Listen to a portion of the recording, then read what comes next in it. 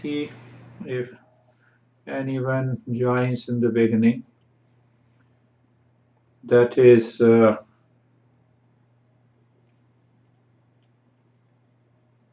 let us start our journey of today's our, I think, 15th session.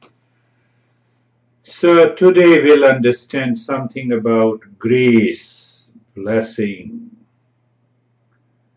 We always have been saying, God bless you. We don't know God and still we say, God bless you.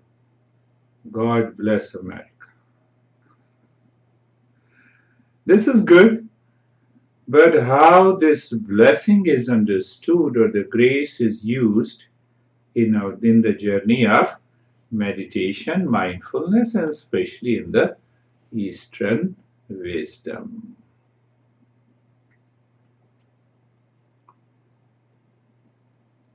So you see that the moment we talk of the grace, even the genius who has the highest IQ, who also uses God bless you, but we are scared to reason. We don't allow the intellect to understand. So it remains in the background as an emotional practice, and anything that is not tested by the intellect can bring hallucinations, can bring a kind of imagination, and it prevents us to succeed in any journey of meditation and mindfulness. So first let us understand what exactly is the intellect and then how it should be connected to the grace. And you need to contemplate and think over it again and again. The intellect is formed upon matter and interaction of the forms of matter, meaning the objective world outside. That is the nature of the intellect. The material world or the relative world is constantly changing. Where intellect plays its role through duality and division. What does that mean? The intellect knows anything by duality and division. What is a tree? A tree is it has a long stem, it has a root, it has branches, it has flower and its fruits. We have already divided. That is how we know it. Tell me anything that the intellect knows as a whole. What is body? The intellect says, oh, body means all the five sense organs, the head and the neck, the extremities, and lot of system and the organs, and ultimately we come to the cell. Can I use this intellect to find the absolute reality that cannot be divided?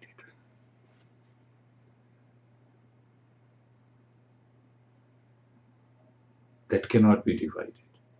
But it means what should we do? So it means we should not use the intellect. Normally, I would say 99.9% of our teachers in my profession say, oh, it is beyond reason. Means what?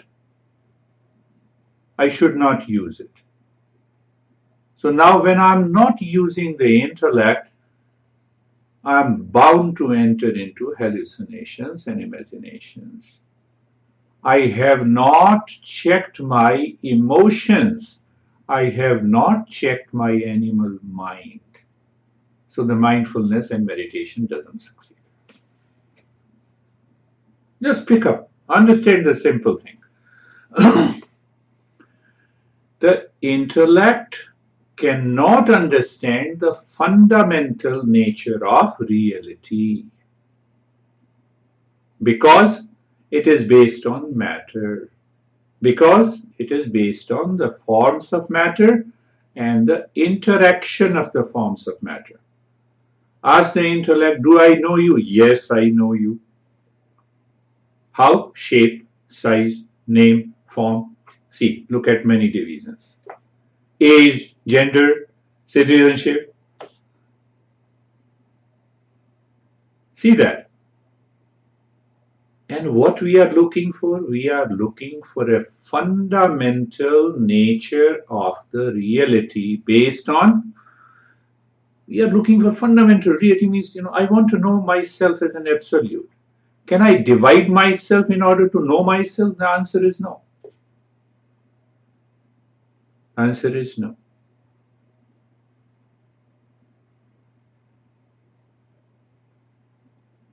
So, first, we should use the intellect in the journey of meditation and mindfulness to understand the principles for clarity and conviction. One, to check the impulses of the animal mind entering into the practice of meditation. So once we have a clarity of understanding this intellect, then we can understand what is grace. Understand the intellect prevents fall, failure, frustration in meditation. Normally, what is our idea of meditation? There's Lara or me or Jerry, they are good people. Let us go together. Let us go close our eyes and do meditation. So sometimes the mind moves into fancy, sometimes into imagination, sometimes into hallucinations, and they bring a deeper relaxation, no doubt. No doubt. They bring a relaxation, but that relaxation is not coming from meditation. I had one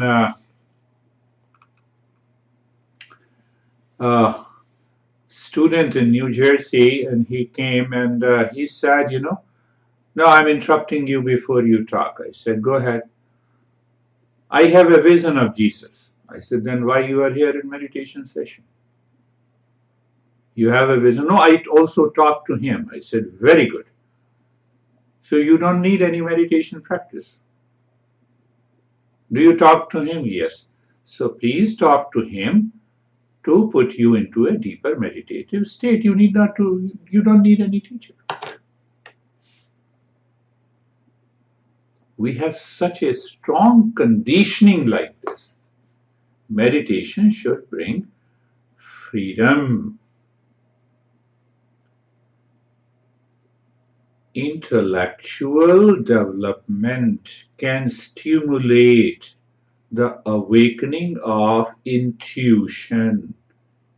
And intuition is the subject matter of meditation and mindfulness. From that point of view of intuition, we say grace. What is grace? Means blessing. God bless you. As if, if you replace God with $1 million, $1 million bless you. So I got $1 million in my imagination. It is good to say it. I'm not opposing anything. I have nothing to oppose. We are understanding what is grace. So in the Eastern wisdom, we say there are 4 types of graces. If it is plural is graces, then it is 4 types.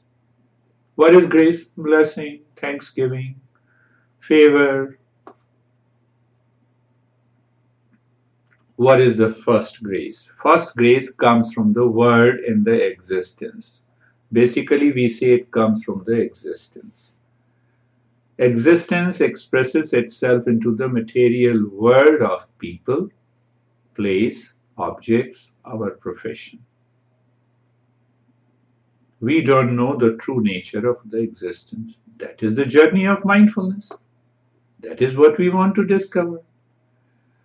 World is full of dual nature, likes and dislikes, pain and the pleasures, sorrow and the happiness, success and the failure. Can we secure only happiness, pleasure, success, likes in the material world? No. The answer is no. We cannot secure. The world is constantly changing. A few months ago, coronavirus started. After a few months, it will go away. It is constantly changing. It is this world outside me is being expressed by the existence. Edison, here, Edison failed in 1000 experiment and then succeeded in more than 1000 discoveries. So why the master are saying the grace, first grace is coming from the existence? What is that? The first grace is that, what is the first grace under the existence? Is we are born as a human race. We are born as a human being. We are given an intellect to see and find out the absolute reality. If we are not a human being, we are like any animals. What is the goal of the human life? We cannot meditate even. The second is quite interesting. I had my master. My father gave all the money to my older brother. So in those days, I rushed to I had only one master. I said, no, let me find out my master. So I went to the master and I spoke that, he gave, oh, that is much better, Start working. He has given you an opportunity to work hard, to help your abilities to shine. So work on this. And I reacted to it. I said, this is not the right answer. This is not the right answer.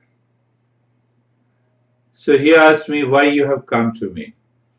Now I feel a lot of anxiety and the stress, and ultimately I studied more about meditation. That's why I'm here with you. So you see that your anxiety and the stress helped you to meet me. That is the grace.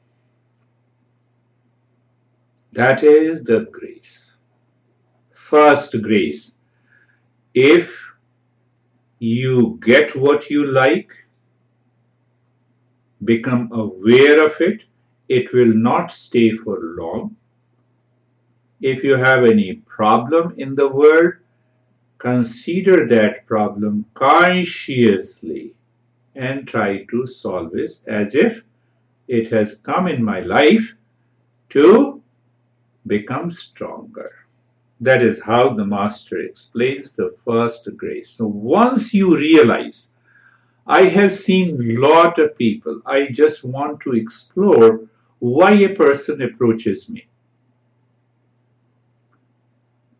And you will find out the existence is giving you an opportunity, a blessing to follow the path of the Eastern wisdom. That is the knowledge of the reality to find permanent peace and happiness.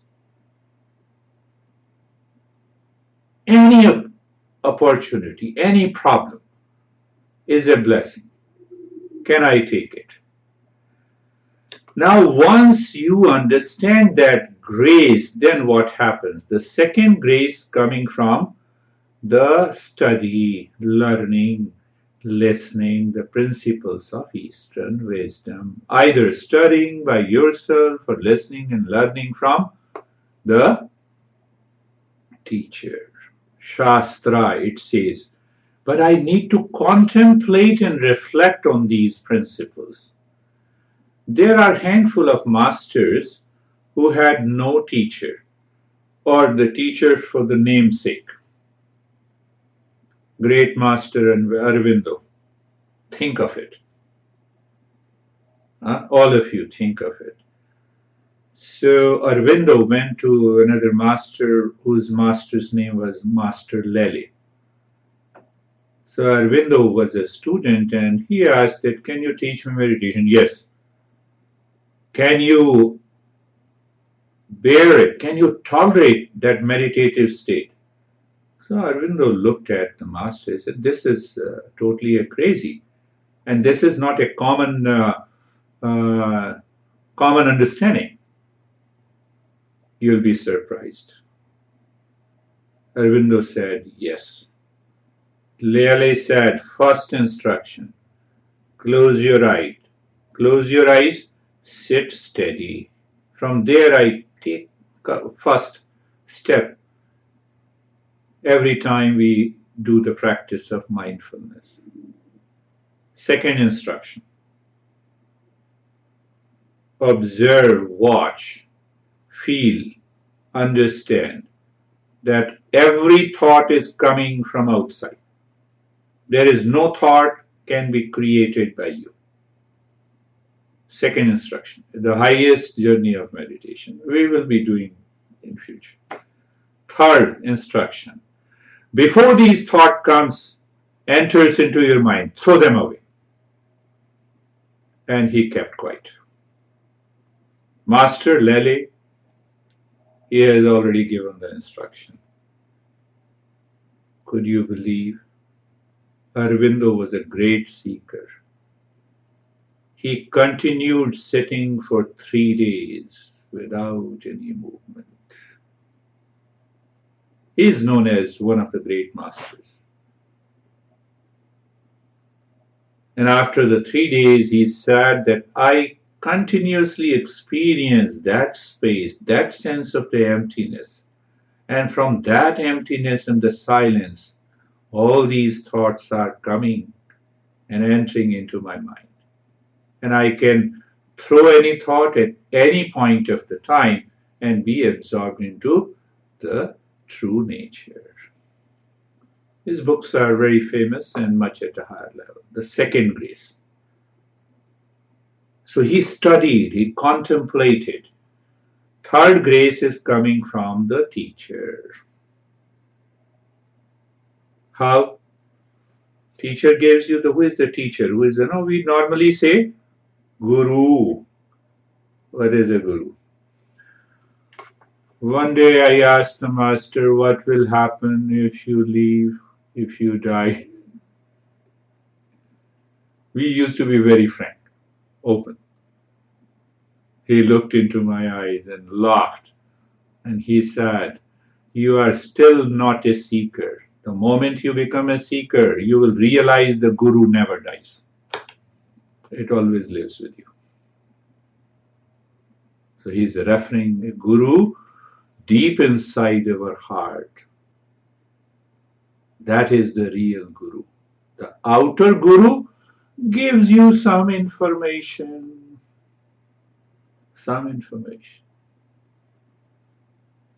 Tools of learning and the steps. Stephen, real guru lies within you. Third, grace. So if you find a guru who is well versed with these teachings of the text, and ultimately it helps you because he answers. He answers all your doubts, he removes the doubt, he refines your intellect, he inspires your intellect to follow the path of meditation. So outer guru is also required in that form. Can you imagine which one is the fourth grace? Grace by the existence? Wherever you are, my friends, wherever you are, in which city, by which parents you are born, can you become conscious and aware that is the best grace coming from the existence? Can I accept it? Can I consciously accept it and work on it? I wanted to be a doctor, David. My father was a great scholar of Sanskrit, a professor in the university, and well versed with all these teachings. and I rejected all. No, I'm not learning Sanskrit, I'm not doing it. What happened to me? I'm doing now the same thing. We don't realize this. We don't realize this. We don't realize this. I can go in detail in relation to your conflict and the problems and the suffering in the life. And if you, I had one couple came to my master, my wife doesn't understand. My master said to the husband, do you understand? Are you more intelligent than your wife? Tell me. Yes. So what the intelligent person does? Intelligent person reacts or responds? No, intelligent person always responds. So start responding to her, even if she reacts. And he gave 10 commandments, Every time she does anything, you should have a state of cheerfulness. Then see what happens. Grace. I can go on explaining that. So grace by the existence is the first. Grace by the knowledge of the Eastern wisdom from these texts is the second. Third comes now the teacher helps you to understand these texts, these teachings. Can you imagine what is the fourth grace? And this fourth grace is the greatest and the most powerful. Self-grace. You have blessed yourself. That is why you are listening to this beard guy.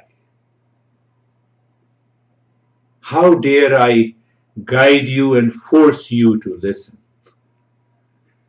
if you do not bless yourself? Do you see that? So that blessing comes from, let me understand more. Let me get more knowledge. Let me get clarity. Let me absorb into deeper meditative state. Isn't it so? That is why we are here. That is why we are here. The fourth grace is the greatest grace. Where your mind somewhere recalls, your intellect is clear. Let me join it again. Let me continue the journey. Let me absorb myself into that state. Let me discover.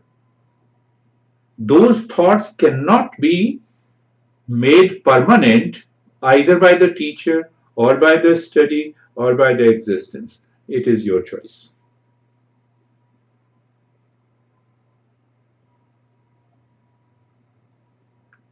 Teacher knows everything because he has already undergone all those things. No, I had a headache, that's why I could not attend. Teacher knows everything. Oh, very good. Take care of your headache. Here we remove our head to be absorbed into meditation, and you are complaining about your headache. Look at this. The journey is little different than the journey outside. And after all, you have a headache, you must do the practice, but I never force. No, I should not force. That is, we are taught in a way that, we have to follow a different guidelines. Let's go. You have a headache? Good, very good. He's not listening. Oh, okay. You are right. So understand and contemplate intellectually, understand that grace. And that grace is always open to you. The self-grace is always open to you. Should I fight with Lara or not? Grace is always open to me. For example. Should I stick to my point of view and argue with you? Grace is still open. People say, I did not, I don't want to do, you are crazy. Yes, you are right. Why? The intellect cannot find that absolute reality. We have to follow the path of these four graces. Let us start our journey today of mindfulness. Eyes are closed. Eyes are closed, and first is we prepare, we show the mind inner resources. So close your eyes gently, make the body steady. What is most important? Let the mind face inside. Let the mind face looking within, looking inside. Looking inside. When the mind continuously looking inside and you are aware, and when you are aware, you will see.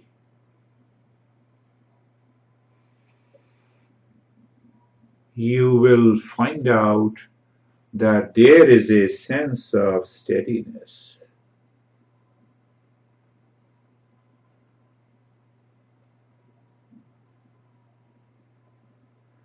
That leads us to the second step I've been talking, being comfortable.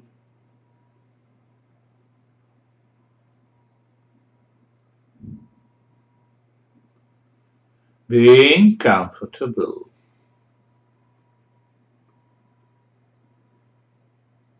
How we become comfortable?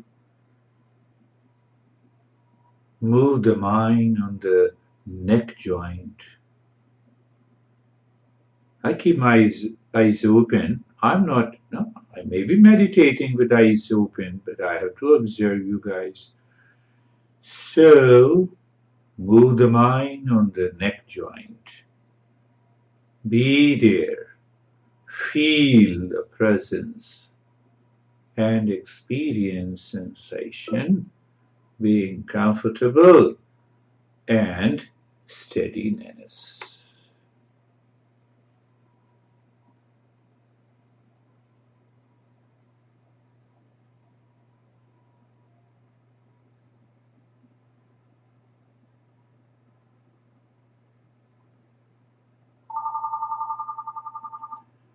Move the mind on the shoulder joints, feel the sensation and being comfortable.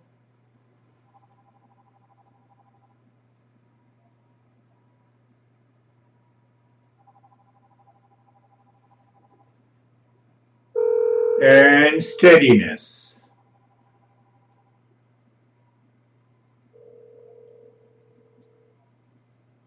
Move the mind on the hip joint, feel the sensation, being comfortable and steadiness.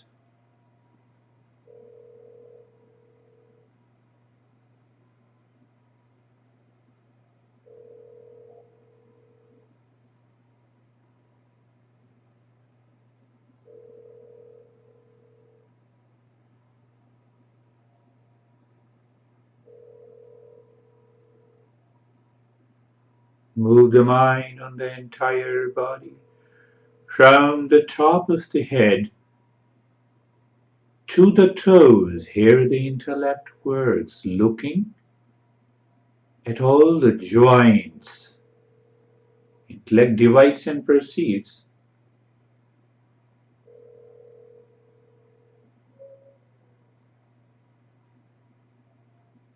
And experience sensation, being comfortable and steadiness.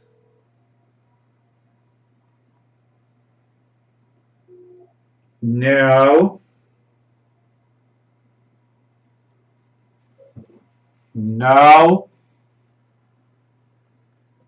being carefree in the state of being comfortable, in the state of feeling the sensation in the body, Just experience the sense of steadiness and follow what we learned today from the master of Sri Aurobindo. Thoughts are coming from outside.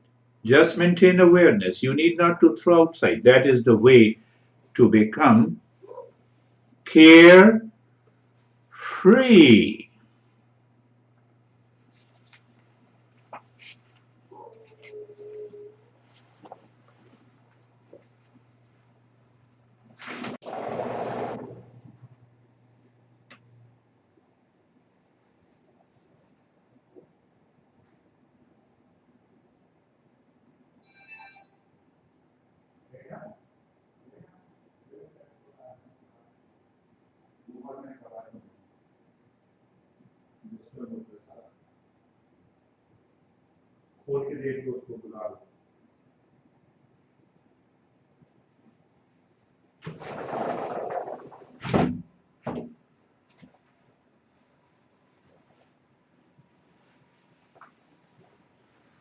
Living into that state of being carefree is the conclusion of the first step. And now we will move to the second step, purity of the mind. And we move the mind for natural focus. Where? Inside. The intellect has no role to play. Intellect has only one role to play, is to keep its awareness inside the head. Keep the awareness inside the head. Looking there into that space and start breathing short and quick breath from both the nostrils into the chest. Playful breath. Continue the playful breath.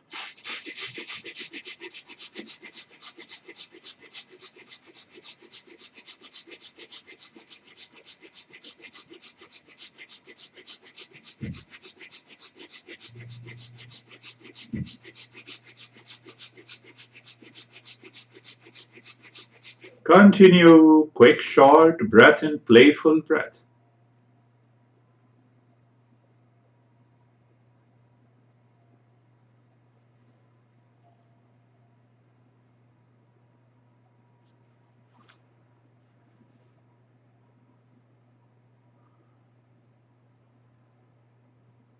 Continue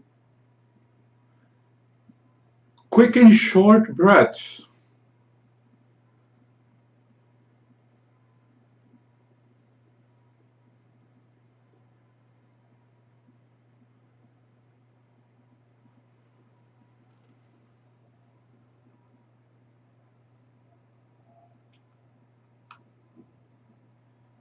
And stop it. We did for a minute only, a little more than a minute. Now contemplate and reflect if there is any form of a resistance and reaction coming from the mind. So, what is the way out? Is to continue doing it until this breath becomes a playful. Even if you do it for 30 minutes, doesn't make any difference. And then you can see how clear the mind is. Patanjali says, Dharana sucho yogyata manasa. The mind naturally moves into a focus and it removes the veil of ignorance. Let us do it again.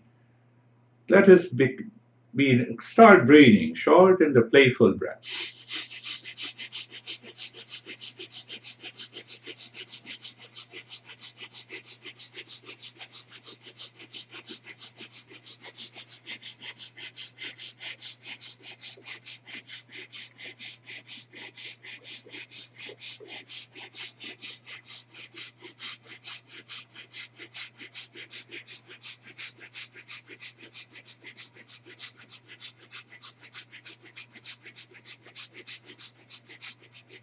Short, quick, playful breath. You are enjoying If the mind is enjoying, obviously the mind will go deeper.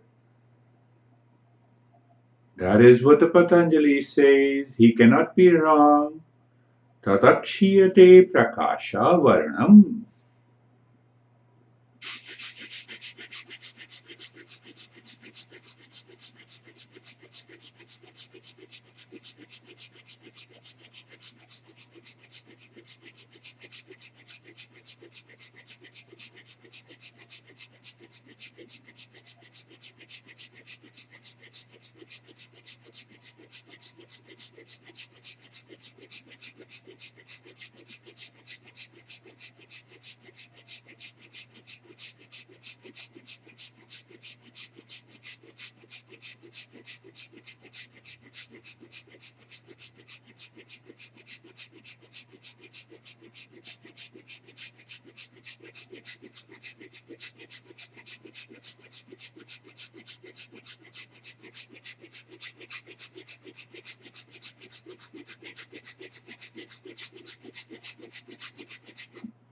And stop it. We did it for 2 minutes.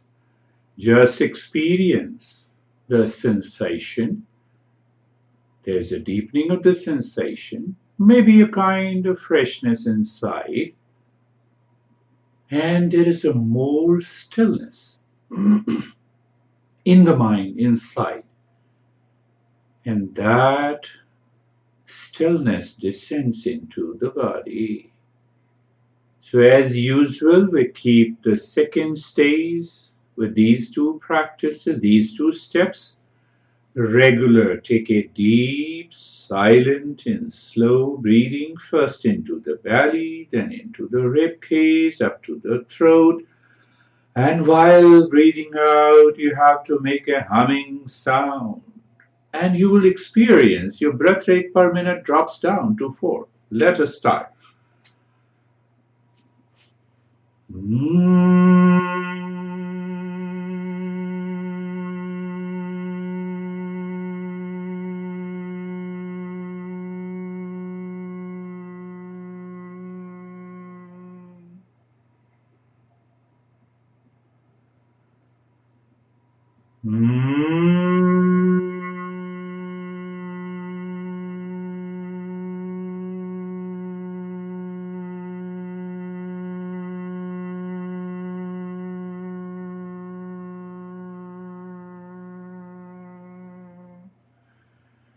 Continue long, deep in the hissing breath.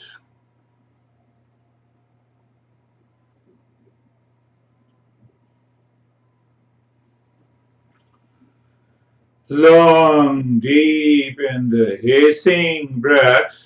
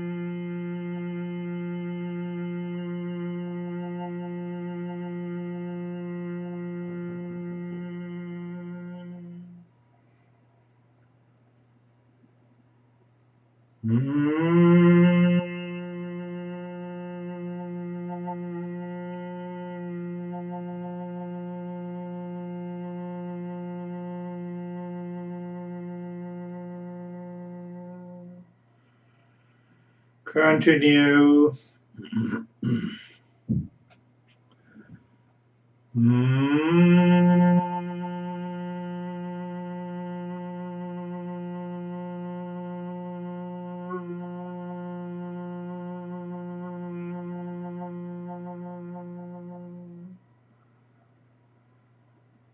Long, deep and louder sound, but deep, silent and slow breath.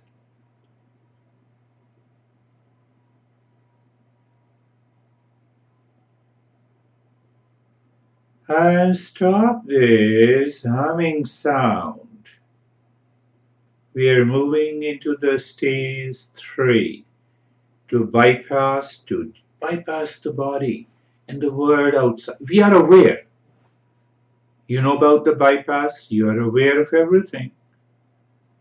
Keep that deep, silent, and slow breathing as you inhale.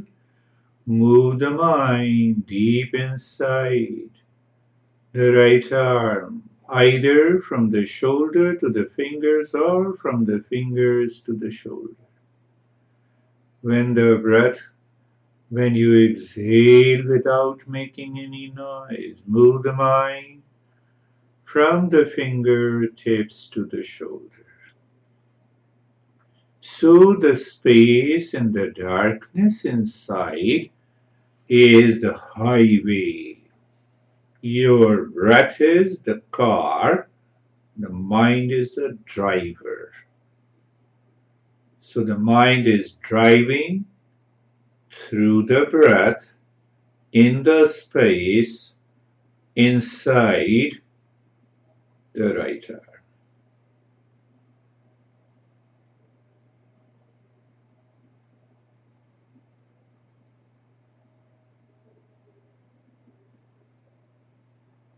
Now inside the left arm in the same way. Now see the entire scenario. The body is in the state of sensation, relaxation, and stillness. The mind is moving inside with the deep, silent, and slow breath in the space or darkness inside. You should be very clear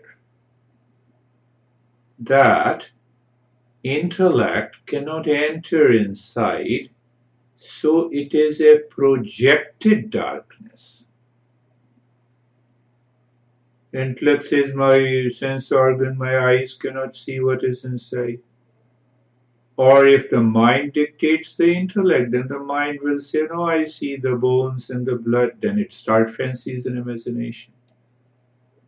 So we are looking into the projected darkness that is the truth. The mind is moving inside the left arm in the space that our mind experiences at this moment. No sense organ is eligible to move inside. It cannot go inside. So what the mind sees? Darkness, space, no object. We are educating the mind. Move the mind now inside the right leg, from the right side of the waist to the toes, or toes to the waist during inhalation and exhalation. Do you remember the highway, the driver, and the car? You will find on the highway a couple of thoughts, unusual feeling, visions and the colors. What should we do? Recognize and accept. Continue the journey.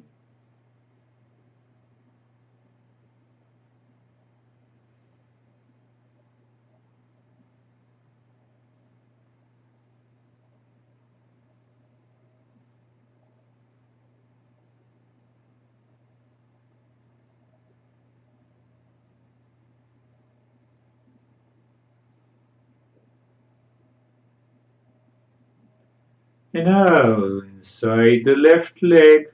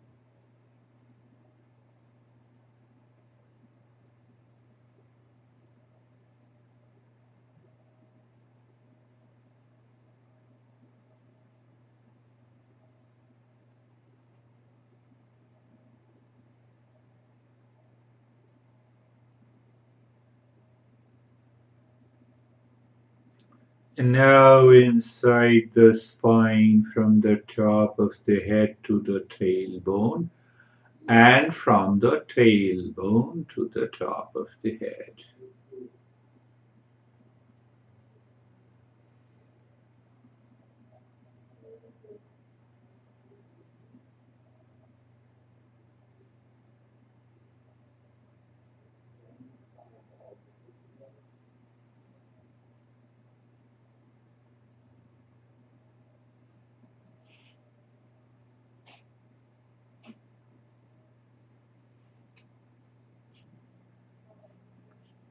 Living into that state.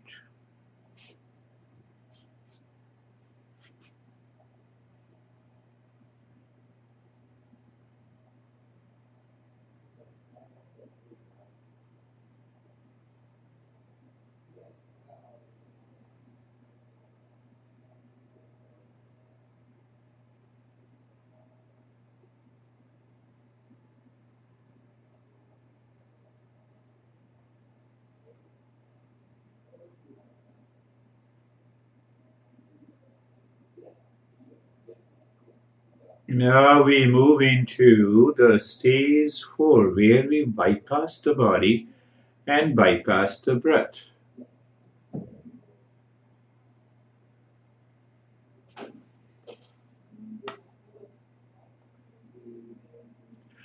Just live into that state with a normal breath. The breath goes in, drop into the mental space and say Om Shanti.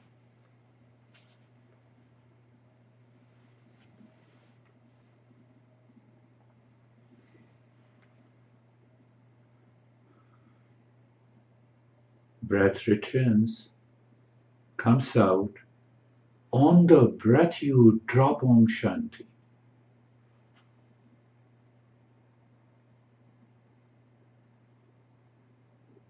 Do you want to go deeper? Om is a symbol of pure awareness and consciousness. You are dropping it. You're not changing the rate and the rhythm of the breath.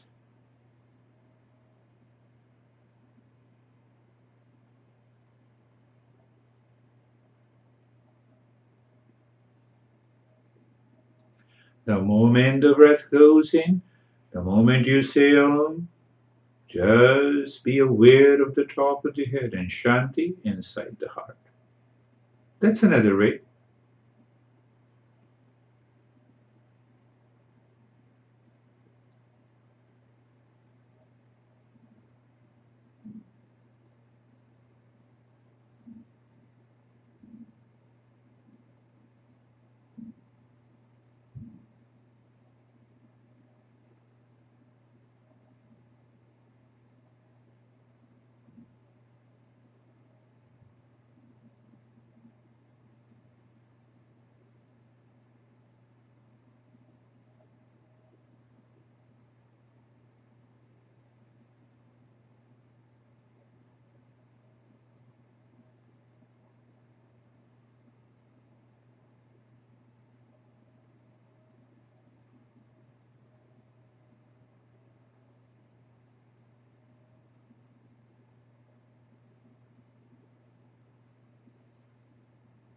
That is the stage 4.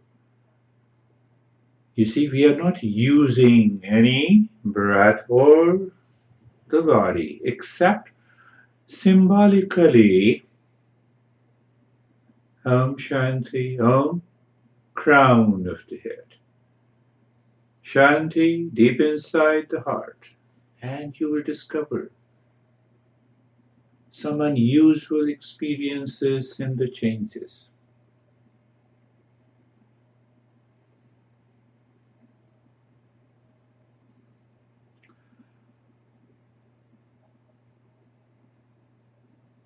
Now leave that Om Shanti also in the stage 5, just 3 pointed awareness of the breath.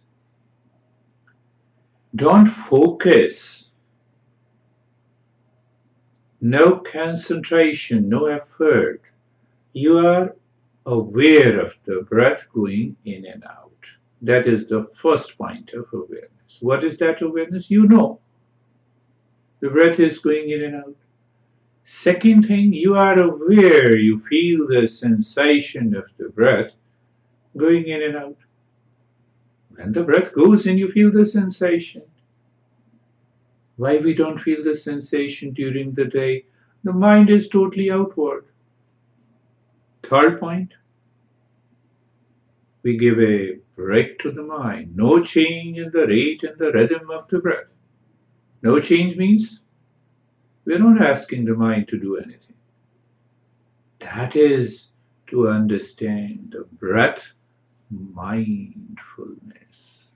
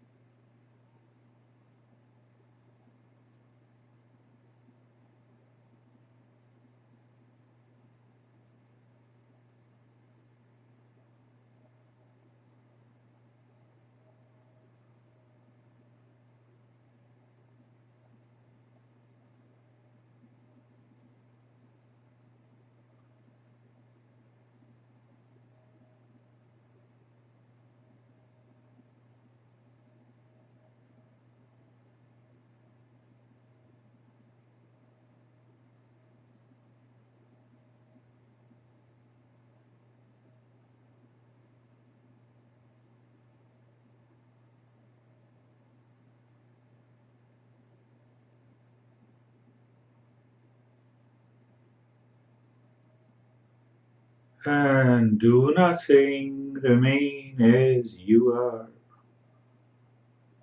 Doing nothing is a state of being.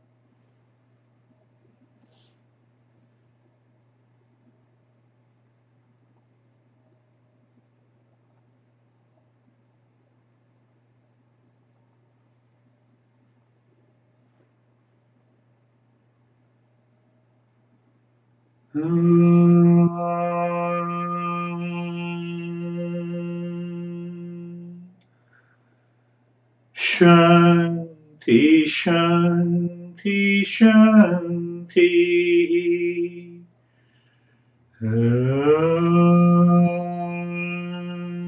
Shanti, Shanti, Shanti.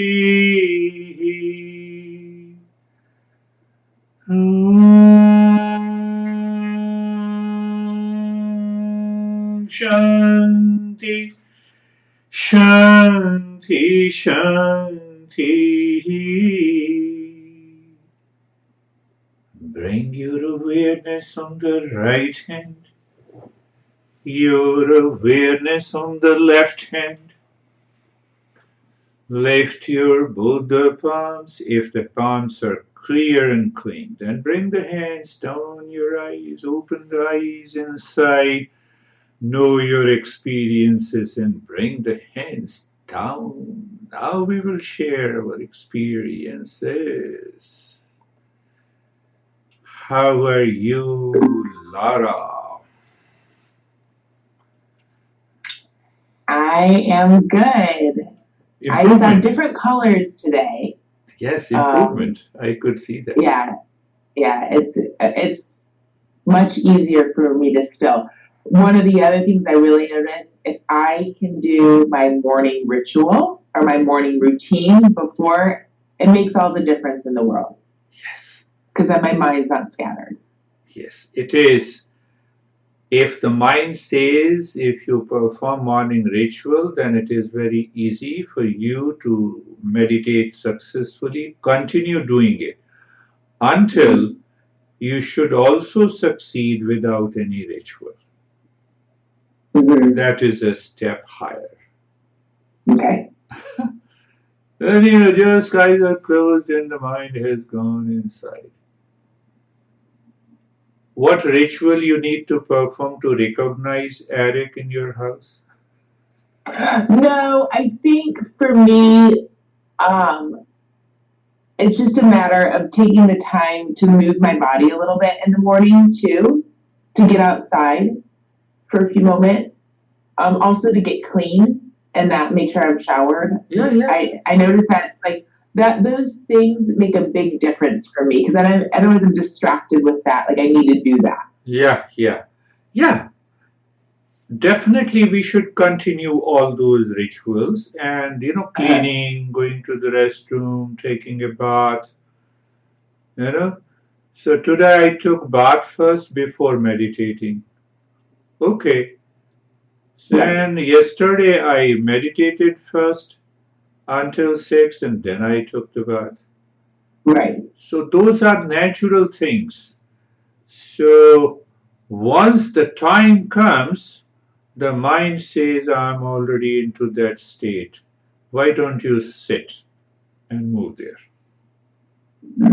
That happens. Wonderful. How are you, Stephen? I'm good, Girish. Thank you. Like I always say, I seem to be repetitive. It's a wonderful experience every time. Things that were new. I was into the meditation from the moment it started. Wonderful.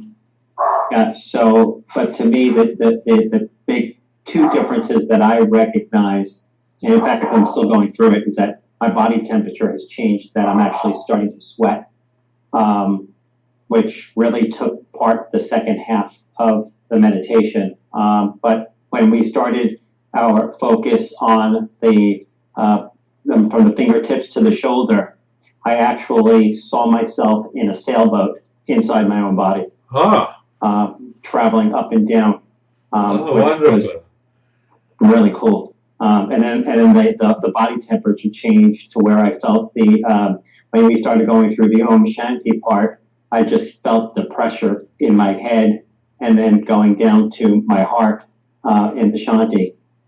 It was an intense vibration that was quite enjoyable. Quite enjoyable, yes. You might be feeling totally lightness in the body. I almost felt at points I was going to fall over. It's almost as like I was inside myself, and then all of a sudden I felt my body starting to shift off the seating position, and then it was like I was shaken up, and then I was able to get right back into it. So these experiences changes our subconscious and the unconscious mind also, and the impressions that we carry forward. It is a wonderful experience, Stephen. And how are you, Jerry? Hi, I'm doing well. Thank you, Girish. For me today, at the Om Shanti, I had a lot of lightness, just an overall lightness, and I guess the focus of almost like a darkness and then covered with light. It was this I could see dark and then covered with light, and a dark and covered with light, and that went for a while. Wonderful. You all three experience some kind of a bodilessness. You see that Yes. body is not there. You Yes. have the lights, you have the experience of the lightness. So that is definitely, that is one milestone every master says is a great milestone, to bypass the body so that all the past impressions is always associated with the body. And once we experience that we bypass the body, or a sense of bodilessness, or transcending the body, or the mind lives into that experience where the body is not the main factor. Just to put it in a rational language, that is a milestone. How are you, David? Girish, sorry. Thank you very, very much. It was really, really deep. I was seeing my purple or indigo color or whatever, and then when you started doing the limbs, breathing down the limbs, Yeah. Everything just went blank, and it was blank. Again, bodilessness. For the balance of the meditation, I think. Although I was aware there was mental traffic, but I wasn't attached to it. I was just in this state of peacefulness kind of thing. It was very, very cool. Wonderful. That's really all you all experienced. It's a great milestone that we experience a sense of bodilessness, and that is really wonderful. So remember the 4 grays. Any problem comes, oh, let me see.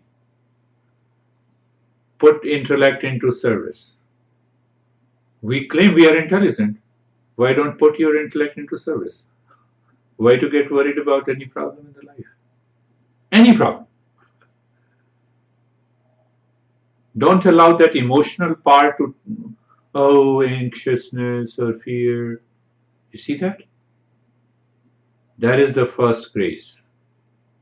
Second grace that we should remember, we should follow these principles. Pick up any principle that you have learned today and see that, contemplate, reflect, keep in your mind. Keep in your mind. Keep in your mind. Recall, remember. And the third, obviously, is the teacher helps you to enlighten with those principles. And fourth grace is the greatest. Are you blessing yourself or not at every moment in your life? I have lot of problems. I have lot of things to do. You are not blessing yourself. Everyone has to do lot of things. Then mind says, my honey. Everyone says, calm down. Bless yourself. Find out the right thing. Oh, we are having a lot of challenges due to, everyone has it. So the mind lives into that state of equanimity.